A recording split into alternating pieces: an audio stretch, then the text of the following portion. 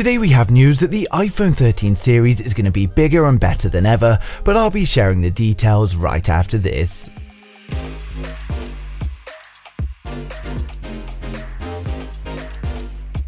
If you're new here and want to stay up to date with the latest tech, please hit subscribe followed by the bell. You can also keep up on Facebook, Instagram and Twitter by clicking the links in the description.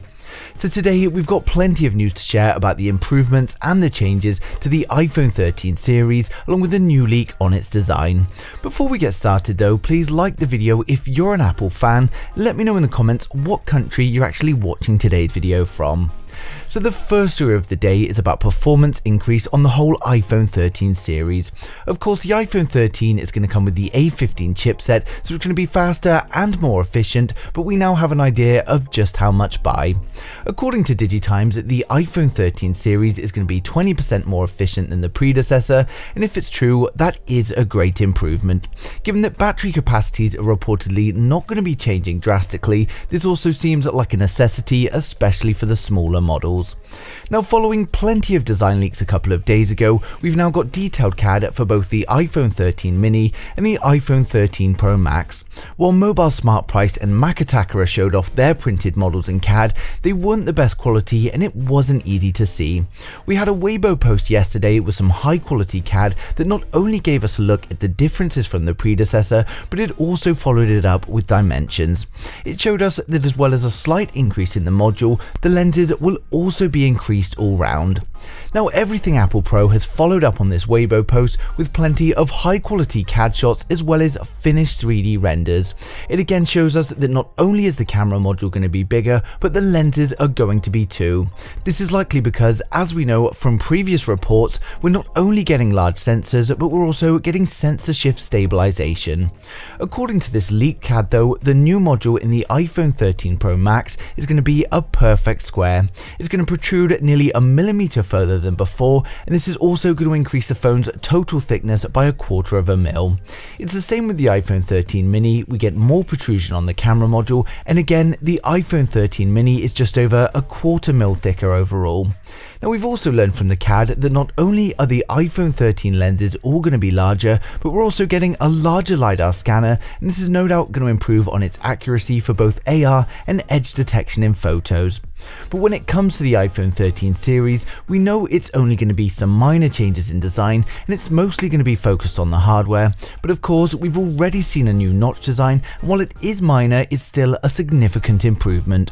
As we approach launch, many decisions are being finalized, and the great thing is that we can now be 99% sure that we're getting a smaller notch, 99% sure that we're going to have 120Hz on the Pro and the Pro Max, and 100% sure that the iPhone 13 series will be incredible. Now, of course, we've already had plenty of detail for the whole iPhone 13 series, so I'll now run through it all for those of you that are excited for the launch. For my regular viewers, you guys have seen this, so just skip to the next video, but if you're new here, then consider hitting subscribe and we'll get right into it. So to start with, we've got the entry-level model, the Apple iPhone 13 mini. It's expected to be a 5.4-inch iPhone with an OLED Super Retina display. It's expected to have a resolution of 2340 by 1080, and this is going to give us 465 pixels per inch. It's very unlikely for high refresh rates on the lower models, so expect a 60Hz display, but we should be seeing this shorter notch. With Apple continuing to prove that huge amounts of RAM are just not required, it should be equipped with 4GB of RAM and a choice of 64, 128 or 256 storage.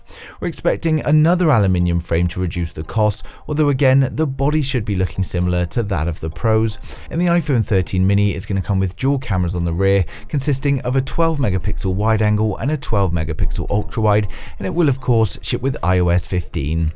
For those that want the 4GB of RAM with 64GB of storage, it's likely going to launch at a price of around $700. For 128GB, it should be around $750, and for the 256GB, it should be around $850. Next up, we've got the iPhone 13. The iPhone 13 is going to have a 6.1-inch OLED display with a resolution of 2532 by 1170, and this gives us 460 pixels per inch. Again, we only expect this model to be having a 60Hz display and no LTPO technology, but again, it may have a smaller notch. We expect 4 gigs of RAM along with a choice of 64, 128 or 256 storage, and the phone should have an aluminium frame.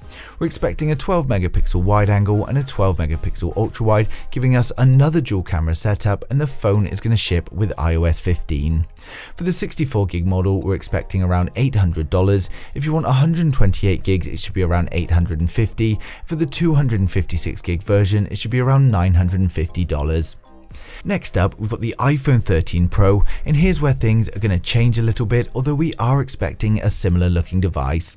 The iPhone 13 Pro is expected to come with a 6.1-inch OLED display with a resolution of 1170 by 2532, and this gives us 460 pixels per inch.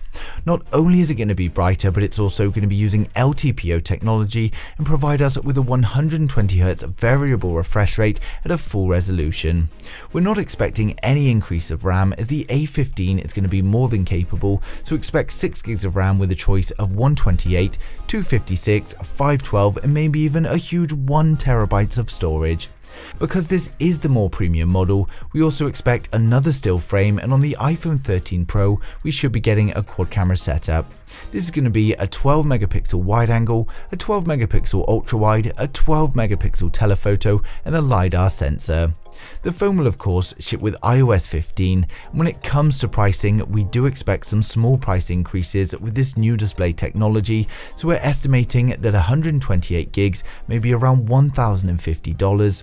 For 256 it could be around $1,150, for 512 it could be $1,350, and if the 1 terabyte happens, then we could expect a whopping $1,550.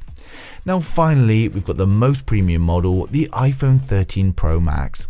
The iPhone 13 Pro Max is expected to come with a 6.7-inch OLED display with a resolution of 1128 by 2778, giving us 458 pixels per inch.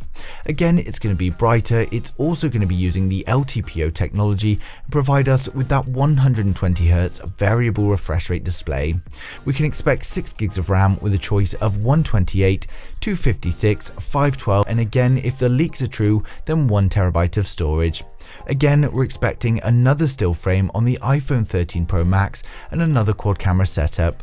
Again, this will be a 12 megapixel wide angle, 12 megapixel ultra wide, a 12 megapixel telephoto and the LiDAR sensor.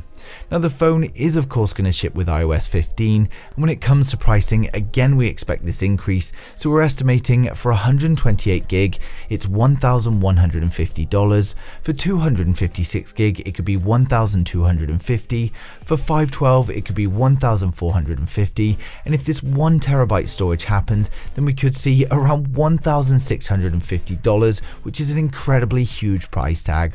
So of course, with so many leaks floating around, things won't be clear until we get closer to launch and prototypes are made and hopefully leaked.